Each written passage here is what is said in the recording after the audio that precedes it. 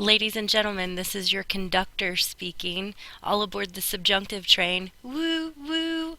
Okay, we are talking about something kind of totally new. As I said in your topics notes, we are now learning about moods. You already know about tenses. Tenses tell the time of an action. The present tense says that the action happens presently, happens on a regular basis, is happening right now.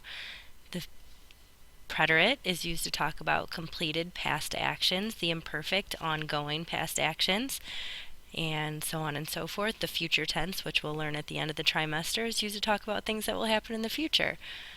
But what you didn't know is that all the tenses you've currently or previously been learning have all been in the indicative mood. The indicative mood is used to indicate things that truly happen, are happening, have happened, or used to happen.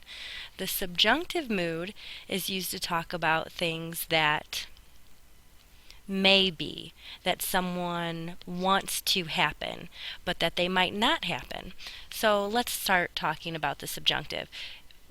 It's a very involved concept, especially for English speakers, because again, it's something that we talk about without really thinking about it, but in Spanish you have to understand the intent of the sentence.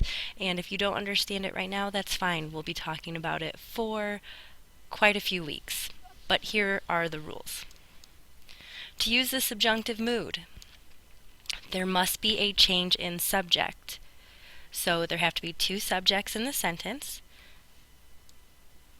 and it has to change from one to another, which is usually 99% of the time introduced by the word K.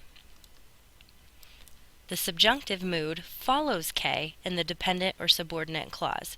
So the indicative is before K, the subjunctive is after K. Again, if any of this is going over your head, don't worry, just write it down, be a sponge, absorb the information. Rule number 2, there must be a reason in the main or independent clause that prompts the use of the subjunctive to be used in the dependent or subordinate clause.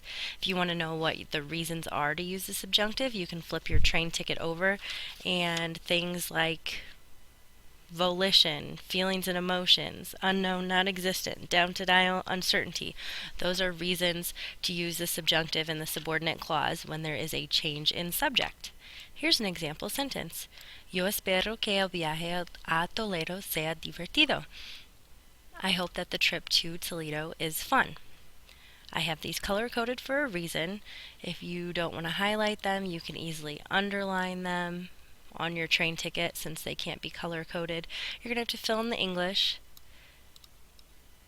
The blue is the main or independent clause, or what I've underlined. Que, and what follows here, is in the subjunctive, that the trip to Toledo is fun. And this is the dependent or the subordinate clause. So please fill this information in on your train ticket. And try to think about this information and ask questions if you have them. The next video will be about how to conjugate verbs in the subjunctive. The way sea is conjugated here because it's after K, there's a change in subject, I, and then the trip are both subjects, and there's a reason. I hope that the trip to Toledo is fun, but it doesn't mean that it will be.